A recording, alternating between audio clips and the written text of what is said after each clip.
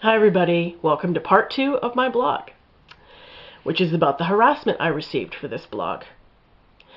I understand that people disagree, and when people disagree, emotions get involved and conversations can get heated.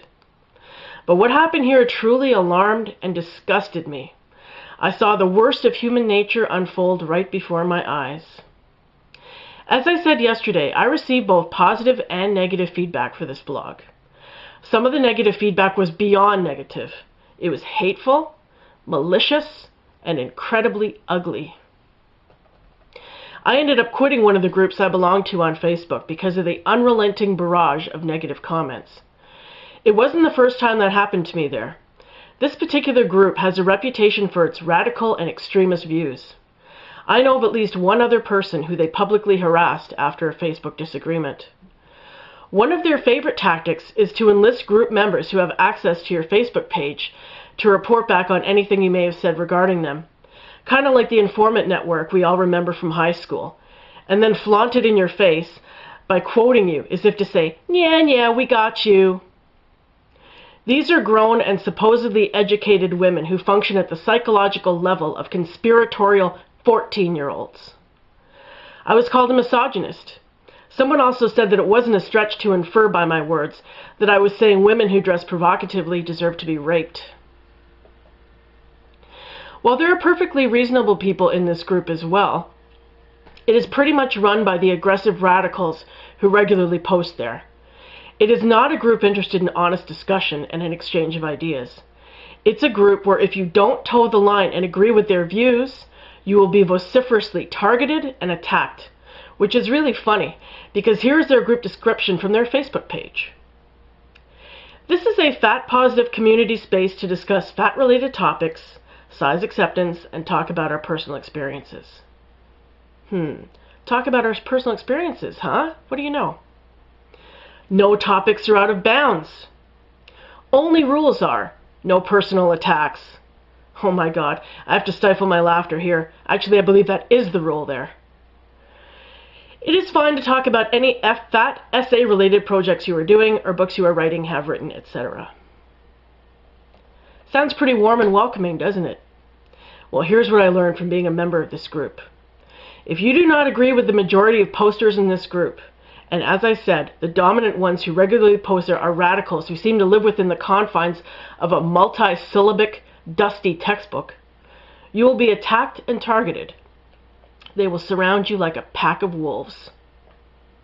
Many of them demanded that I back up my assertions with studies and statistics, but that is not my job and it is not my responsibility. It may make my case stronger if I do so, but as a blogger, it's not necessary for me to do so. I am merely sharing my opinion with people. Do I need to define the word opinion? Okay, here it is from Merriam-Webster. A belief stronger than impression and less strong than positive knowledge. And here's the definition of the word belief, again from Merriam-Webster. Conviction of the truth of some statement or the reality of some being or phenomenon, especially when based on examination of evidence. I'm not stating that my opinions are unequivocally true for everyone, but they are true for me. It is my right to share my experiences and opinions, and I have chosen to do that publicly with this blog. I realize that not everyone is going to agree with me, and that is perfectly fine.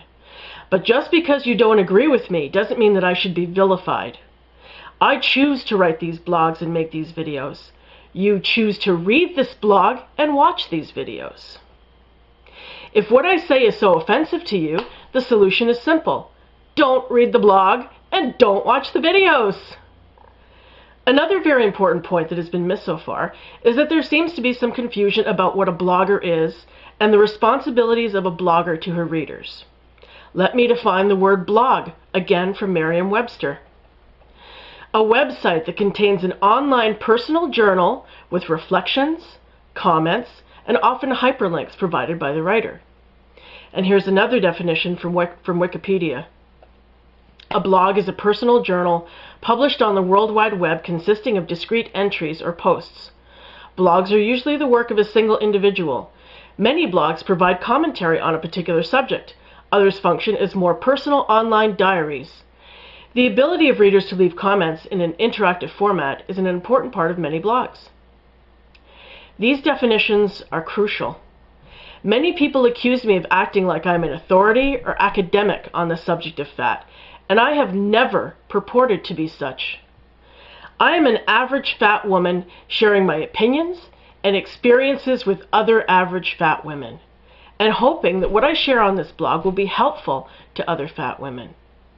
I never said that I was an authority on fatness. I'm an authority on one thing only, my own experience.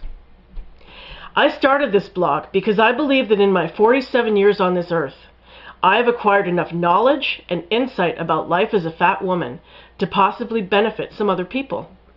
I realize that my personal views may not benefit everyone, but I do want to share them with the people it does benefit.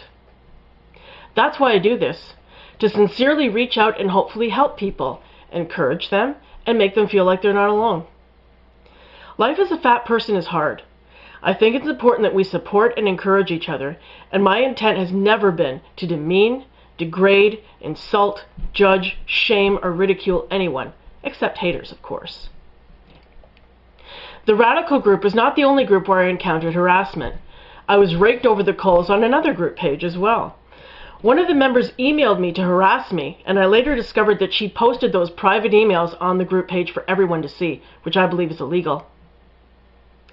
That group and person have both been reported to Facebook.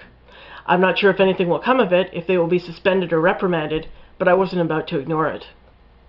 Obviously, that kind of behavior proves that the response I received went beyond disagreement. It was a personal attack. My dear friend Raki of Large in Charge Radio and Magazine quit this group herself when she witnessed this. She took a stand and left because she would not tolerate their behavior. This is what she said to them before she left the group. While I understand everyone has their opinion, posting a private conversation here that you were having with Gabriella, a former member, is not necessary. Why are you harassing her and now posting it for the whole group to see? You don't like what she said? Fine, take it up with her. But to do this is wrong, and fat-on-fat hate is not what I expected from this group. I respect her thoughts and all of yours, but this is wrong. I can't continue to be a member here if this is what is going to happen every time someone says something you don't like. What happens when I say something no one likes? Will I be treated like this as well? What happens when any of us say something that everyone else doesn't like? This is not fat love or self-love. This is hate. I can't remain here. I loved being here, but I can't continue. I admit that I was a little disappointed by the lack of public support I received, although I understand why. Make no mistake, I heard from plenty of people who completely agreed with my point of view and emailed me privately or commented on other pages to let me know. But most of them stayed silent when they saw the bullying taking place. Even though I was disappointed by their silence, I understood. It's the intimidation factor. It's like being back on the playground when you're a kid, seeing some other kid getting beaten up. How many of us intervened, tried to do the right thing, and help the kid being bullied? It's fear. People don't want to be subjected to the same treatment, so they do and say nothing. Those of you who think that the lack of public response supporting my view means that your views were in the majority are wrong. I heard from plenty of people who agreed with me and simply wanted to protect themselves and stay clear of the carnage. This kind of intimidation and bullying behavior runs counter to everyone's basic right to free speech. In some places, like these groups on Facebook, free speech is simply a platitude. Speech is only free if you toe the party line. Step outside its boundaries, and God help you.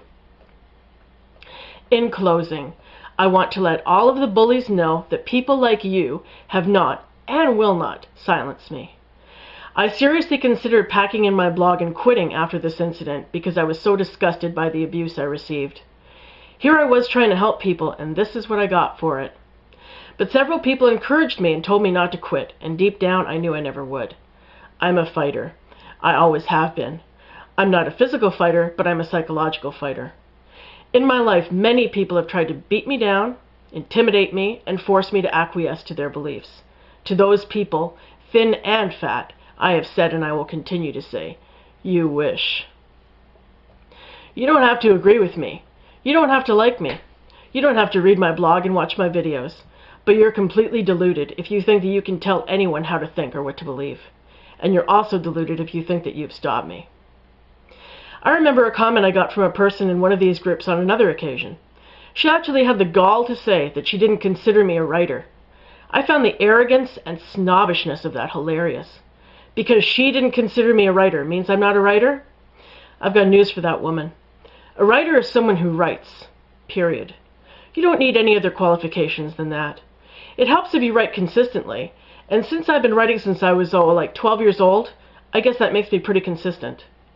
You might not think I'm a good writer, and that's your opinion, but your critique doesn't make me any less a writer. And in the end, I'll be the one with the book deal and a big smile on my face. One last note.